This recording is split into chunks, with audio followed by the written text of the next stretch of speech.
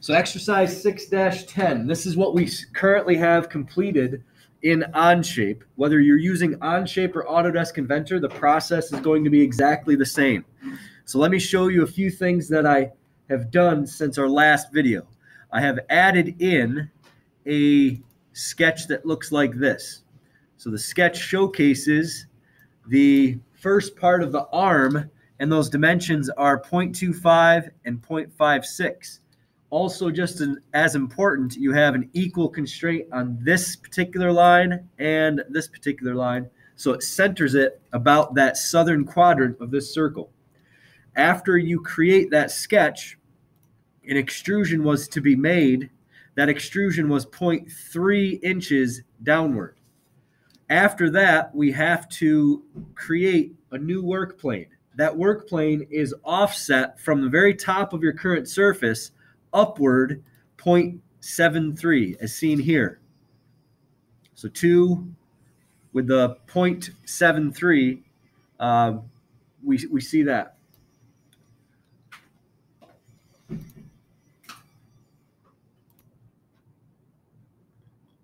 And we need to then create the diameters for this part of the arm, 0.4 and 0.8. So I've already done that. Let's take a quick look at that sketch. This is a construction circle. That construction circle needed to be 4 inches.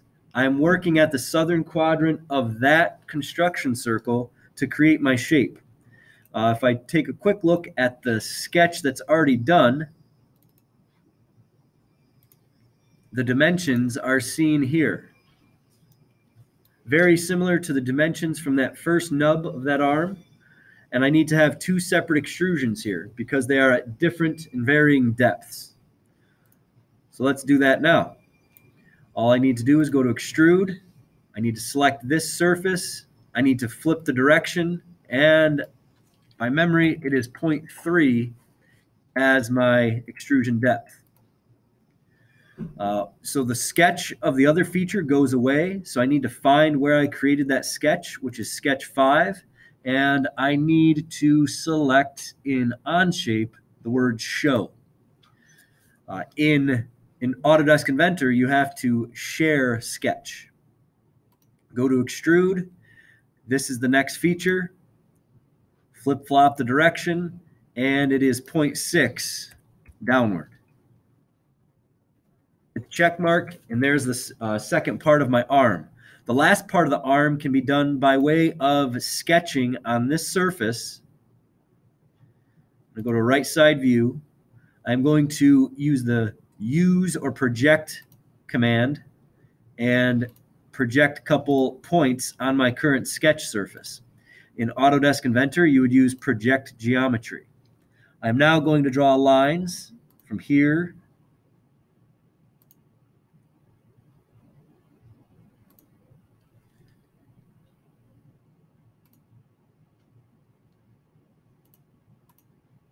want to make this line for sure. My computer's going a little bit slow.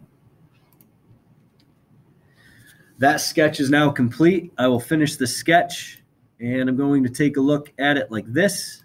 I will extrude this shape, flip-flop the direction, and type in 0.56.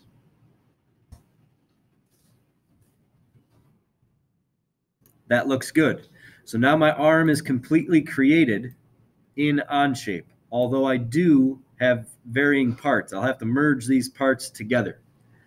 Lastly, you will have to do the circular pattern tool.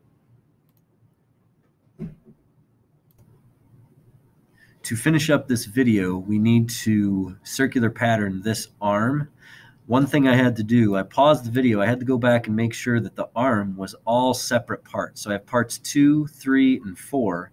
And to make them separate parts, if they are not, what you need to do is go to the original extrusion. So that piece was a add-on. I needed to click new instead of add. So it's a new part, and now I am ready to circular pattern this.